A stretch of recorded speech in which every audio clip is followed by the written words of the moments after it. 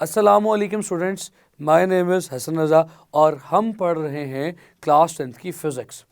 Students, अपने previous lecture में आपने एक न्यूमेरिकल प्रॉब्लम को सॉल्व करना सीखा था। न्यूमेरिकल प्रॉब्लम को अटैम्प्ट कैसे करते हैं वो भी आपने सीखा था। प्लस स्टूडेंट्स, आपने उस न्यूमेरिकल से रिलेटेड जो क्वेश्चंस आया करते हैं एग्ज़ाम में वो भी देखे थे और real life example of damping भी सीखी थी। स्टूडेंट्स, अब एक नए कॉन्सेप्ट की तरफ मुझे आपकी तवज्जो दिलानी है। स्टूडेंट्स, मेरे ज़हन में एक सवाल अक्सर गर्दिश किया करता है कि मैं जब भी अपने किसी दोस्त को कॉल करता हूँ तो उस कॉल में मेरे मोबाइल से ऐसी क्या चीज़ निकलती है, ऐसा कौन सा सिग्नल निकलता है जो सीधा मेरे दोस्त के मोबाइल में जाके इंटरेक्ट करता है और हमेशा वही कॉल उठाता है, उसी के फ़ोन में जाके कॉल मिलती है। ऐसा क्यों नहीं होता स्टूडेंट्स कि अगर मैं अपने दोस्त का नंबर डायल करूं, कॉल उसे ही करूं और किसी और को कॉल मिल जाए?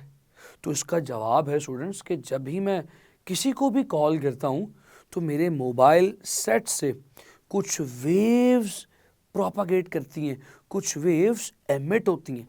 वो वेव्स ऊपर आसमान में सैटेलाइट किसी रिसीवर से रिसीव करती है और फिर वो सैटेलाइट मेरे उसी दोस्त को वो वेव सिग्नल ट्रांसमिट करती है जिसे मैंने कॉल मिलाई होती है।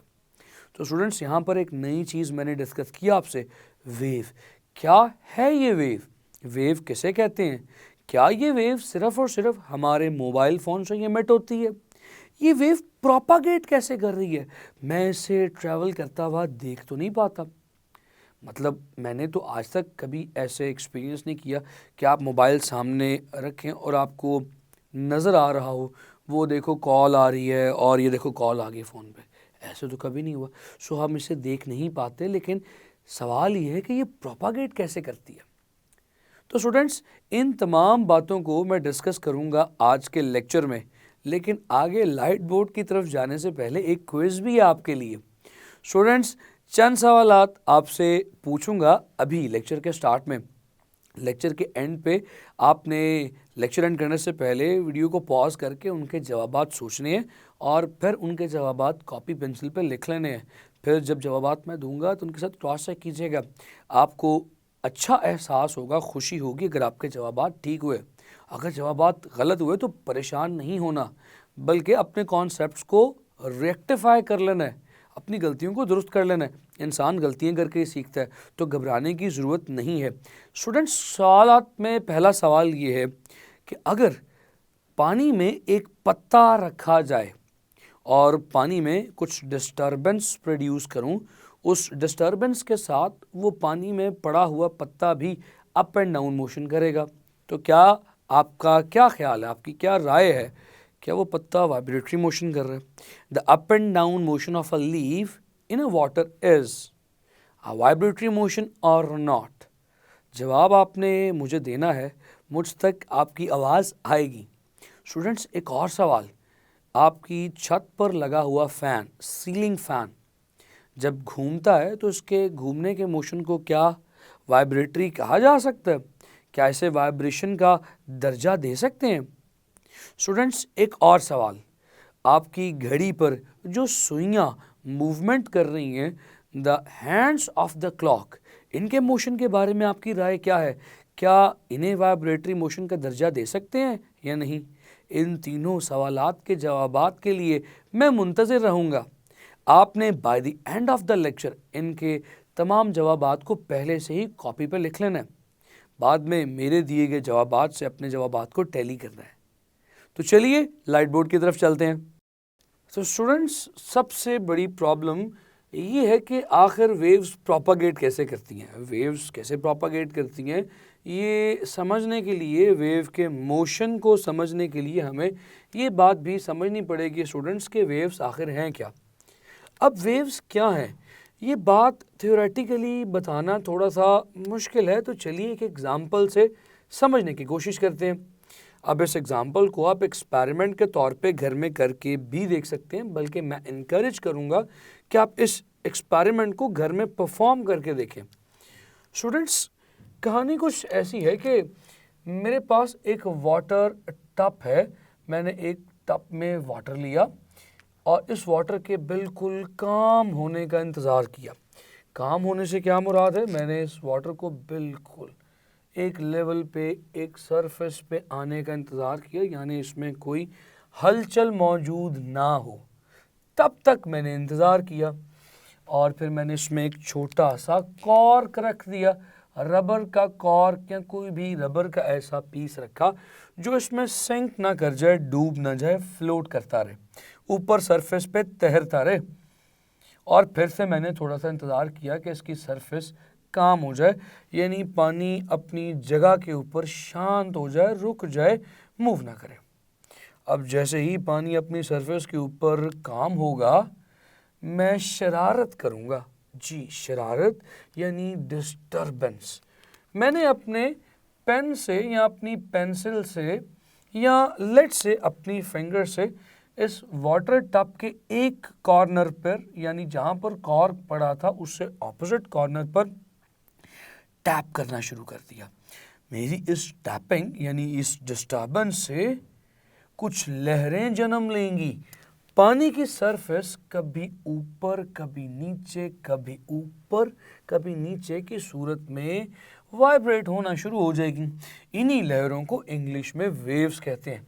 स्टूडेंट्स, ये लहरें आगे बढ़ती चली जाएंगी, बढ़ती चली जाएंगी, और जब जाके इस कॉर्क से टकराएंगी तो इन्हीं लहरों की वजह से ये कॉर्क भी ऊपर नीचे इसी पानी के साथ मूव होना शुरू हो जाएगा, और आखिर में ये लहरें जाके इस वाटर टब के दूसरे कोने से टकरा जाएंगी।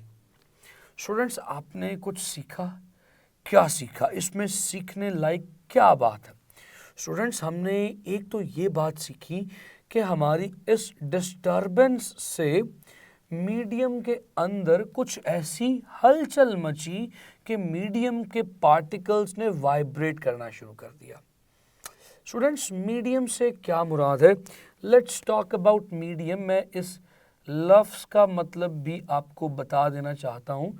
मैं मीडियम की एग्जांपल अपने स्टूडेंट्स को कैसे दिया करता हूँ। स्टूडेंट्स, यहाँ पर मीडियम ये वो नहीं है, स्मॉल मीडियम लार्ज वाला मीडियम नहीं है। ये मीडियम यहाँ पर उस एनवायरनमेंट को कहते हैं जहाँ पर काम हो रहा हो, जिसके थ्रू काम हो रहा हो। जैसे कि आप स्टूडेंट्स ने ये लफ्ज़ तो सुना होगा कि ये इंग्लिश मीडियम स्कूल है या ये उर्दू मीडियम स्कूल है। तो मीडियम से मुराद ये होती है कि वहाँ पे ज़रिया तालीम क्या है, यानी वहाँ पर तालीम किस ज़ुबान के थ्रू होती है। उर्दू मीडियम में जो ज़रिया तालीम होगा वो उर्दू ज़ुबान होगी।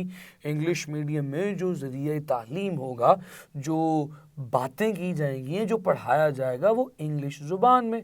इसी तरह से ये टब है, इसमें मीडियम वाटर है, यानी जो डिस्टर्बेंस मैंने पैदा की है वो किसके ज़रिए से आगे जा रही है? पानी के ज़रिए से आगे जा रही है। तो स्टूडेंट्स, मीडियम से मुराद वो चीज़ है जिसके ज़रिए से डिस्टर्बेंस या कोई भी चीज़ आगे ट्रैवल करे।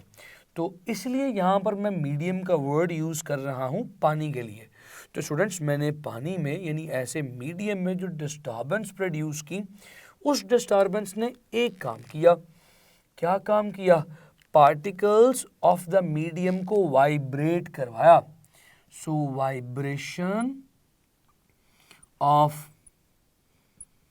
पार्टिकल्स ऑफ मीडियम, ये हुआ, जी हुआ।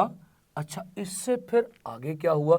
स्टूडेंट्स, वो पार्टिकल्स की वाइब्रेशन और डिस्टर्बेंस आगे जाना शुरू हुई।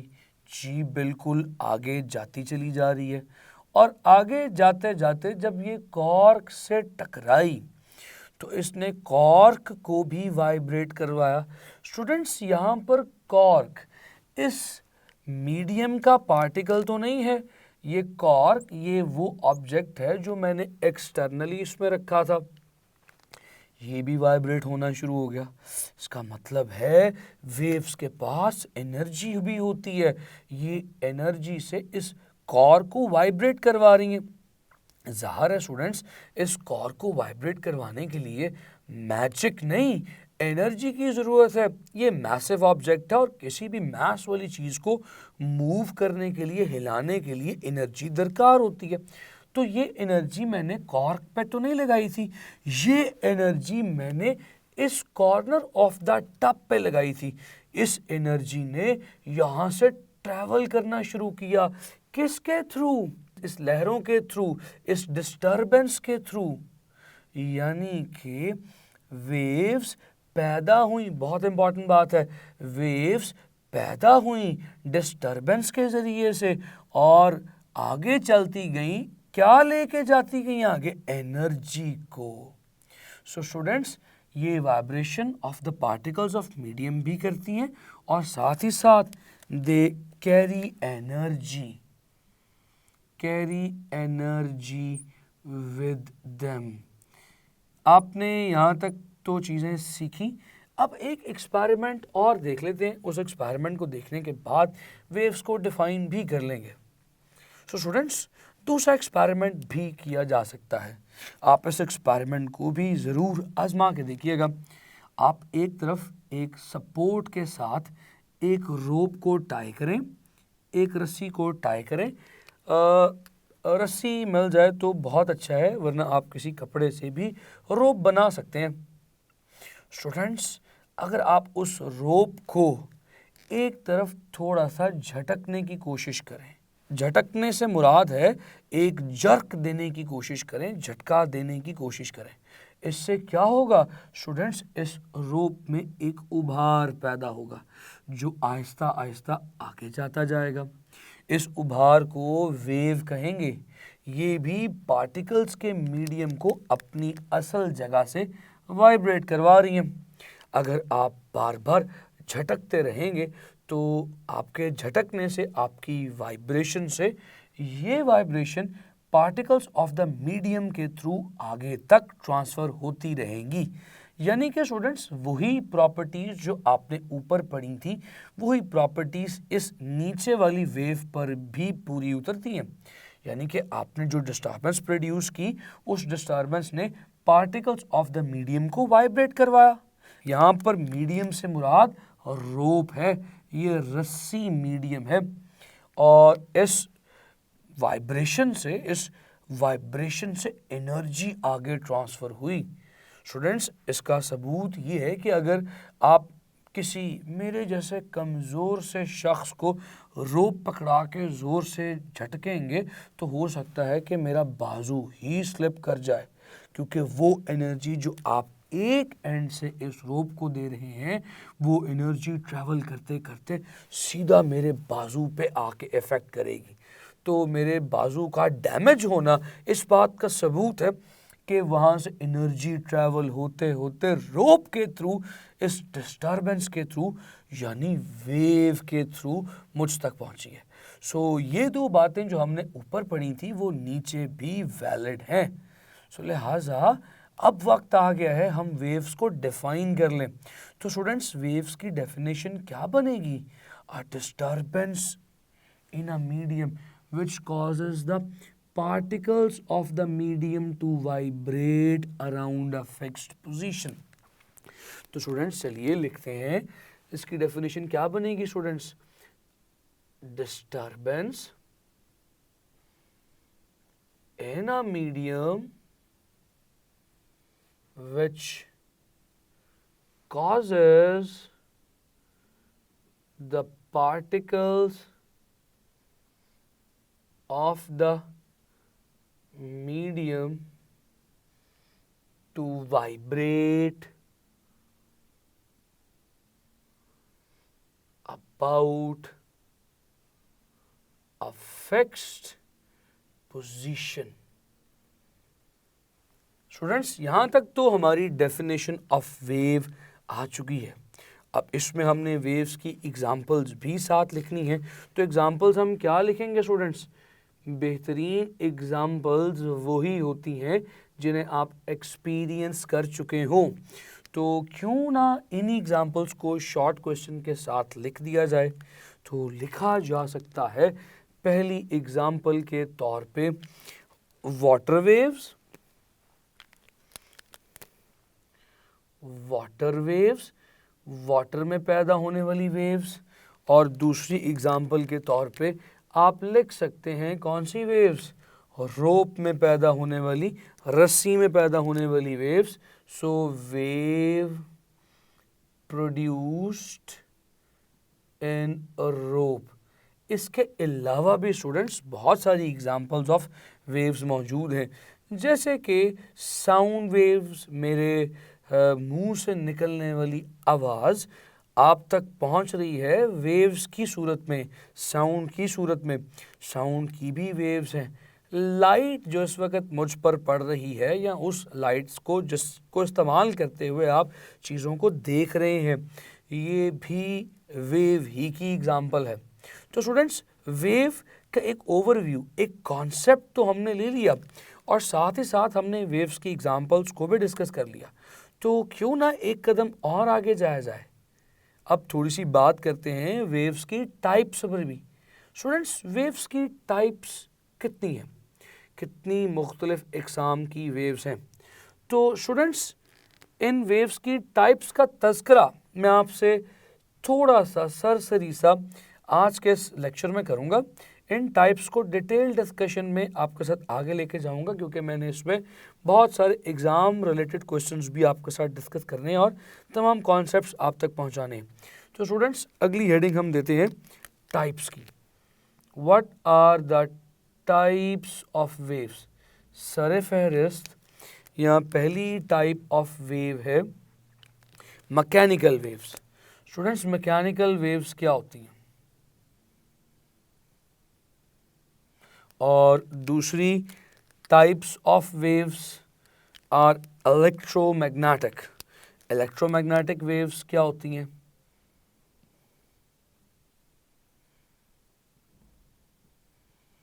इन तमाम बातों को मुझे आपसे डिस्कस करना है, मगर आज के लेक्चर में नहीं, अगले लेक्चर्स में, क्योंकि आज के लेक्चर में मैंने कुछ क्विज़ेस भी रखे हुए थे, मुझे उन क्विज़ेस के आंसर भी करने हैं। तो स्टूडेंट्स, क्विज़ मैंने जो लेक्चर के शुरू में आपसे शेयर किए थे, जो सवालात आपसे शुरू में शेयर किए थे, वक्त आ चुका है उनके जवाबात देने का।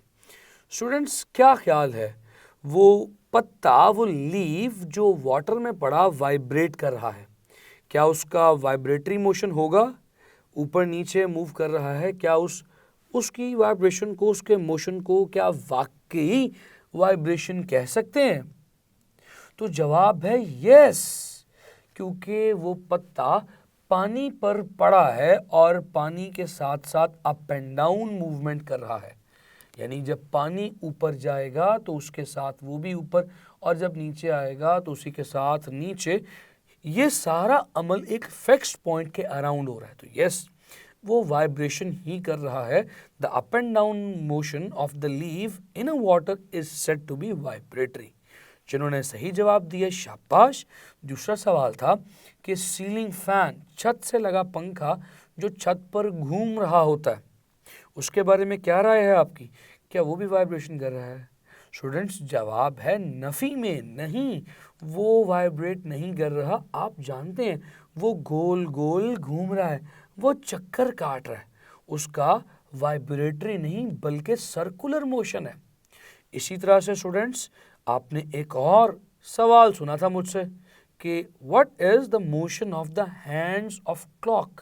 जो हैंड्स ऑफ क्लॉक हैं, सुई की घड़ियाँ जो टिक टिक टिक टिक घूमती हैं, ये कभी भी ऐसे नहीं मूव करती, टिक टिक टिक ऐसे नहीं मूव करती। इनकी मूवमेंट भी सर्कुलर में आती है, इनका मोशन भी सर्कुलर मोशन है, ना कि वाइब्रेटरी मोशन। इसी तरह से स्टूडेंट्स, बहुत सारी और भी एग्जाम्पल्स हैं जो आपके इल्म में होनी चाहिए वाइब्रेटरी मोशन की, मैंने डे 1 पे भी शेयर की थी। अपना बेइंतहा ख्याल रखें। मिलूंगा आपसे अगले लेक्चर्स में। See you next time. Good bye.